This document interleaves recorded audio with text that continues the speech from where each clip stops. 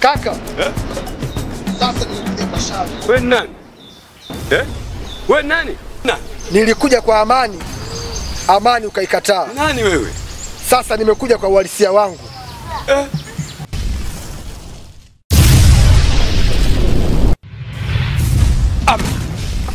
Kwa mdo kumbe mchawi. Huu ndio uhalisia wangu sasa. Aja. Mali. Nataka kukutoa mtu roho.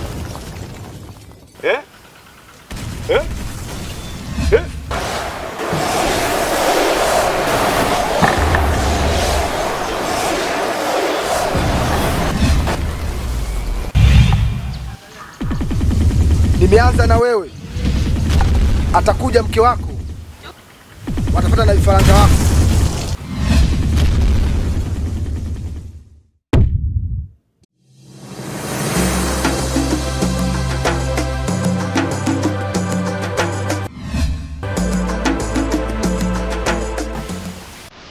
Jamani ndugu zangu, mimi naona nikufikia kutosha taarifa, kwa hiyo nataka kufunga kikao nikaendelea na majukumu.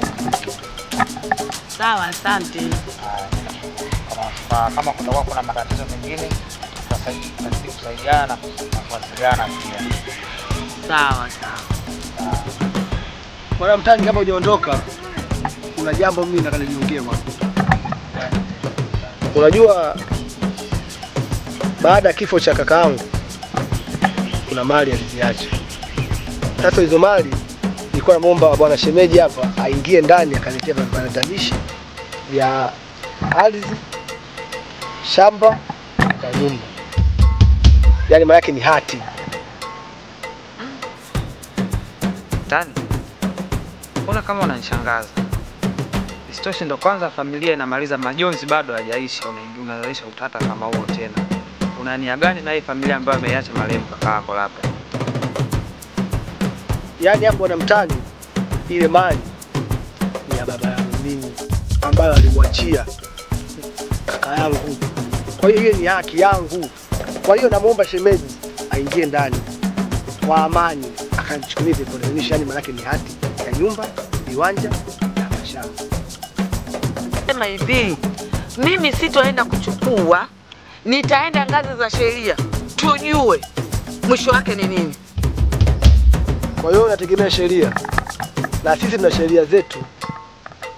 Usitaki mambo yaende mbali. Mambo yaanze kwa amani. Bwana Mtani, mambo yaanze kwa amani, yaishi kwa amani. Shemeji naomba nenda ndani kachukue hivyo vitu. Mdogo, hivyo tukifanya sio sahihi. Sawa? Tambua kabisa. Baba amefariki. Wewe ndio ulibaki, ndio yani ndio nguzo ambayo tunakutegemea. Tena wewe unatuangusha. Tutamtegemea nani sisi? Zaidi ya wewe. Hivi unachokiongea nakisikia kweli? Naelewa. Wewe ulikuwa bado mtoto mdogo. Mambo ya ukubwa huyawezi. Tafuta uli ukani. Haya mambo tuachie sisi wakubwa.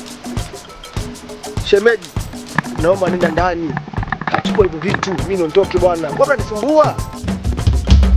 Nimesema hivi, mimi sitoenda na hapa naomba mtani unisaidie. Mimi nitaenda kwa mwenyekiti wa kitongoji tukiwemo na wewe ili nitakapoenda pale unisaidie. Naomba mtani tafadhali. Sawa. Mtani, shughuli yako wewe imeisha. Imebaki yetu wana ndugu. Sawa. Nisikilize mtani. Mimi naona kokote mnazunguka tu. Sijui unanielewa? Baba mdogo ana tamaa. Siku ya msiba marehemu baba sikumuona. Leo hii kwenye kikao cha mwisho namwona anakuja anadai mali. Hapati hata kitu hicho kimoja. Hatuendi kokote. Mama usimpe hata kitu kimoja huyu baba. Simpi.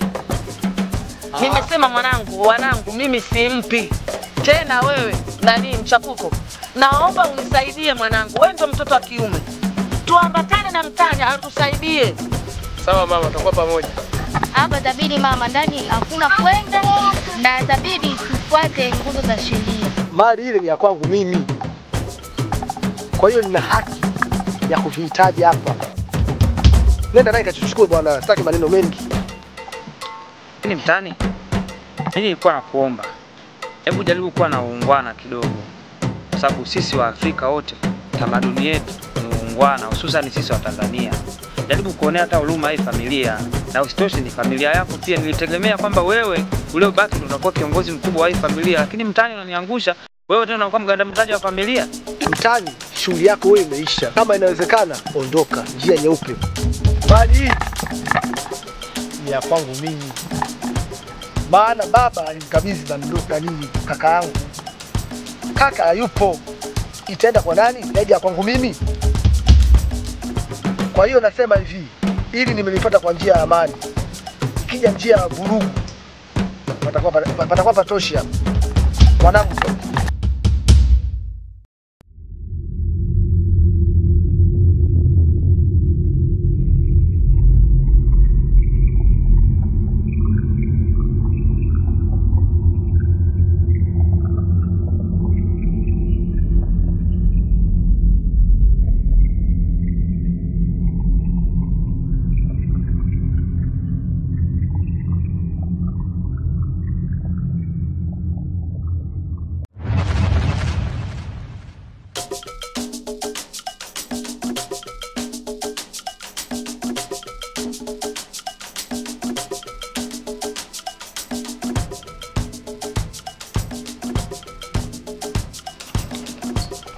Wewe subiri uone.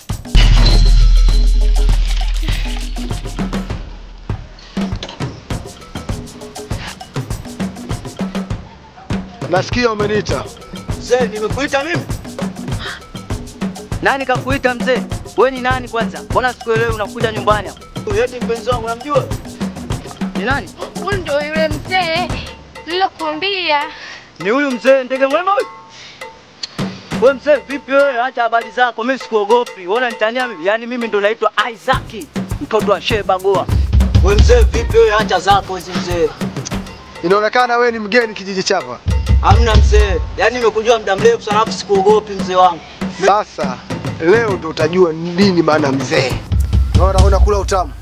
Ndio naenda kula utamu. Twende na wewe utamu. Sinamwona mtoto huyu. Wewe bwana acha huyu mzee huyu. Maana kila mtu anajua uwepo wangu. Sasa utamu utakuwa uchungu.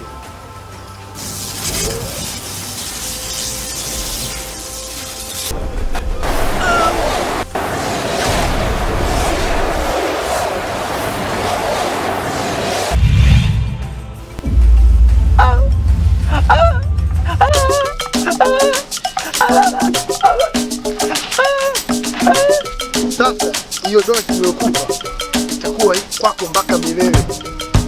Mwisho wa maisha yako. Kuna kijiji wote. Kwa mimi sitani.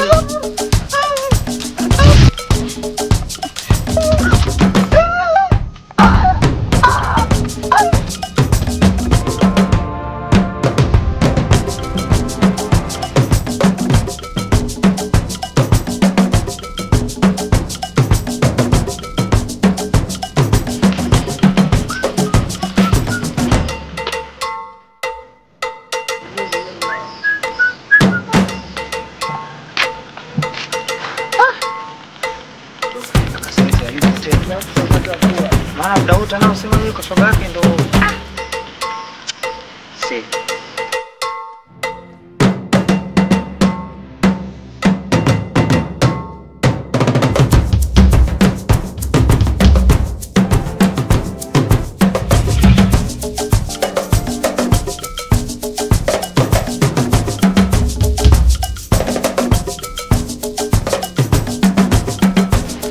wewe ndugu wangu.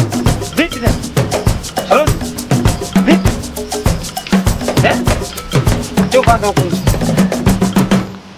Nini tatizo? Toka nje uongee. Kuna shida gani? Nielekeze, nini shida? Vipi? Kaka Ndege Mwema. Amfanya nini? Hapa sijaamini kakaangu. Ndege naogopa. Nini shida? Mimi sijamchukua ngani nitafanya chochote Ndege Mwema. Yenda kuja tu story ni ghafla tukaingia sasa sielewi. Kama kanipiga biti. Ghafla mtu akaja kupotea. Ndio hivyo. Amepotea Ndege Mwema? Kapotea. Huyu mtani wangu mimi Ndege Mwema? Huyu. Hujamfanya kitu chochote? Sijamfanya. Naomba uniambie vizuri. Kuna lolote ulilofanya baya pengine mpaka leo yanatokea yote? Hamna kakaangu. Hamna chochote kitu kilichokifanya? Nimekaa tu pale kwa shoga yangu yani kanijia tu sasa sielewi kakaangu. Bila sababu yoyote ya msingi. Ndio. Mama ugomvi ameanza lini hii tabia ya ugomvi? Wewe baki ndani upumzika kwanza. Ngoja mimi nitamtafuta kwa muda wangu nitaongea naye. Sawa? Sawa. Pumzika. Sasa usiondoke tena. Hata mwenyewe sina. Nakuja. Shemeji. Mwenyewe hapo. Shemeji. Nani wewe? Mimi shemeji. Shida. Nataka nikuulize kitu kimoja. Hivi kwa nini unapenda kunifuatilia mimi? Fuatilia mimi au wewe unanifuatilia mimi?